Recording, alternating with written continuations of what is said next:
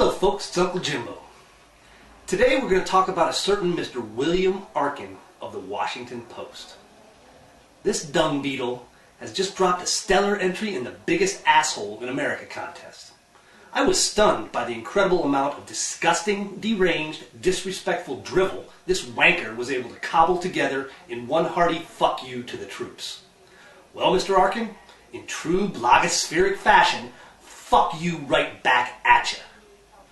Now I'm going to bring the big guns out for this douchebag.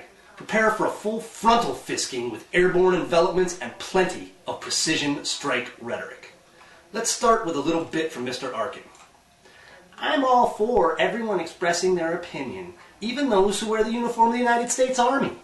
But I also hope that military commanders took the soldiers aside after the story and explained to them why it wasn't for them to disapprove of the American people.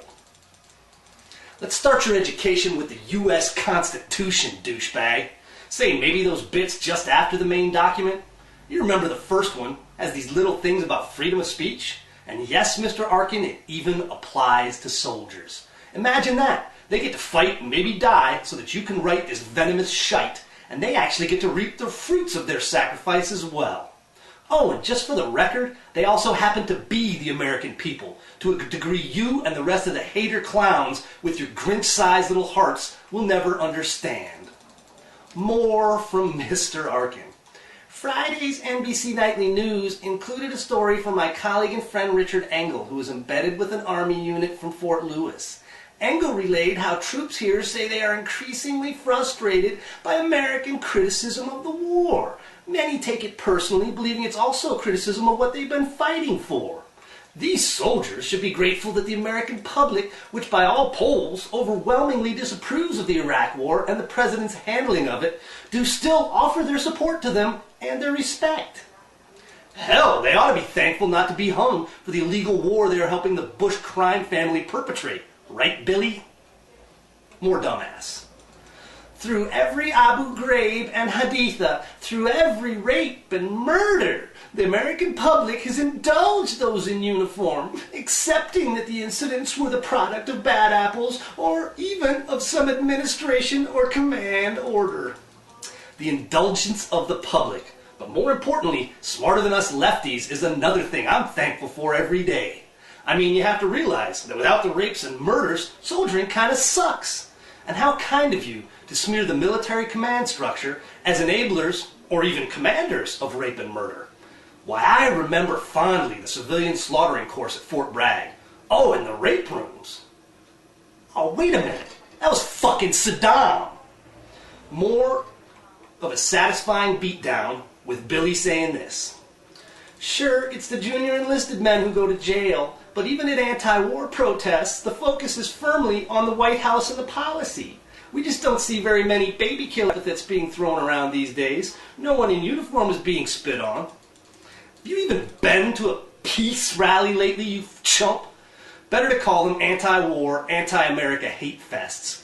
Good Lord, the slogans there would make anyone with a shred of decency sick to their stomachs. Don't you even read the rest of that dog training rag you call a paper?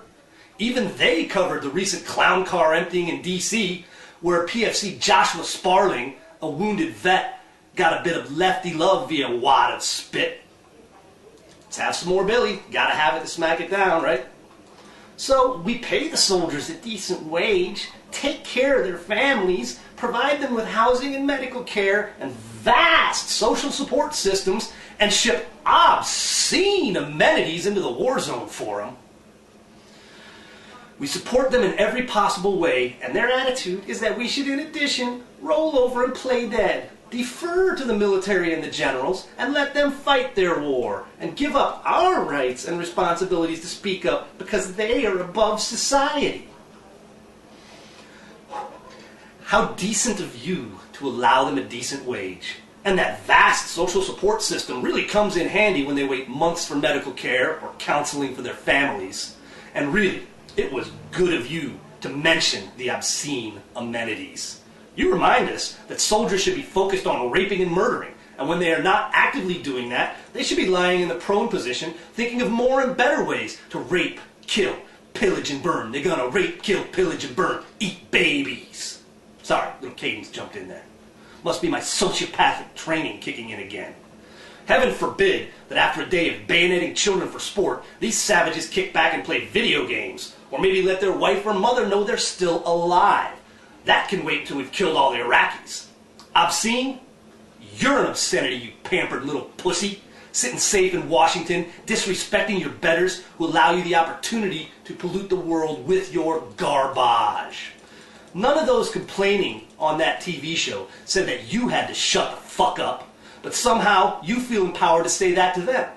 Just shut the fuck up and get blown up quietly. We're busy trying to lose the war back here, and letting the public see that you're pissed off about all the negative coverage makes that harder. It's the First fucking Amendment, asshat. You already shot your wad, making sure that nothing good about the war gets printed. Now back the fuck off and let those who actually earned their free speech use a little of it. Now I realize you spent a little time in uniform back in the 70s as an intel weasel. And I can only assume that the Soviets caught you and flipped you, removed your spine and your balls, and gave you a big dumbass transplant. Because your kind of sorry bullshit just doesn't come naturally. But let's enjoy a little more of it. This is maybe his least coherent and least enjoyable part, but we'll go. I can imagine some post-9/11 moment when the American people say enough already with the wars against terrorism, and those in the national security establishment feel these same frustrations. In my little parable, those in leadership positions shake their heads that the people don't get it, that they don't understand the threat from terrorism, while difficult defeat demands commitment and sacrifice and is very real because it's so shadowy that the very survival of the United States is at stake. Those Hoovers and Nixons will use these kids in uniform as their soldiers.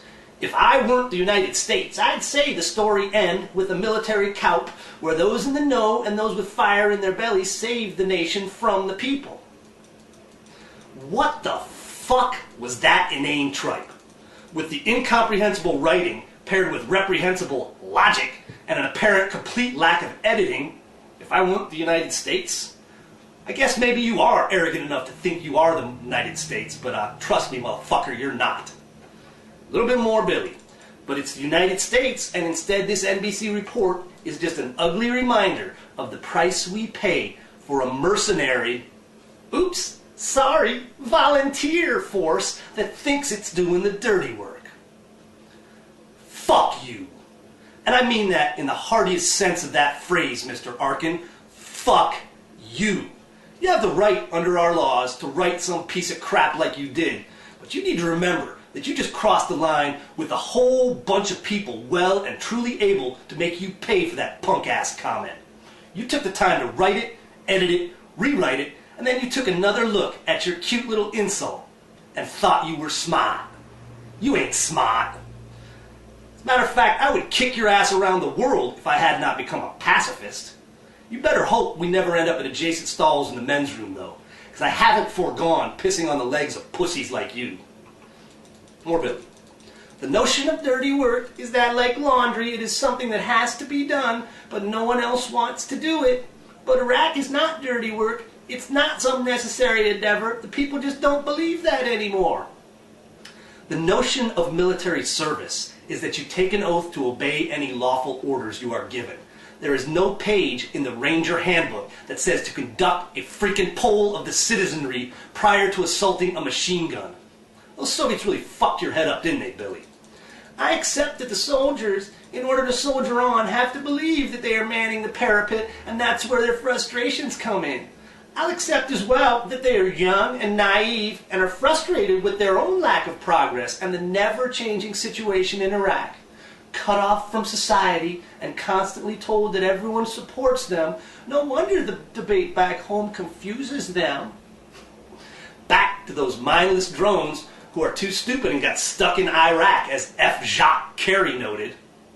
They are obviously not capable of the lucid reasoning you have demonstrated in this substance-free screed. What if they actually do understand? Maybe even better than you.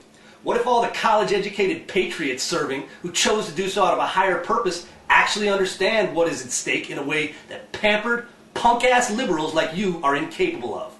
Well, the spine and balls the Soviets removed can't be helping you much in that regard. America needs to ponder what it is we really owe those in uniform. I don't believe America needs a draft, though I imagine we'd be having a different discussion if we had one. And now, the end is near, and so you've reached the final curtain. I'm done with you, Billy. Hell, I wasted more time than you're worth. But by God, I think the troops might just get a kick out of this. Plus, since I've exited the ass-kicking business, this'll have to do for me too. Oh, and Billy, fuck you.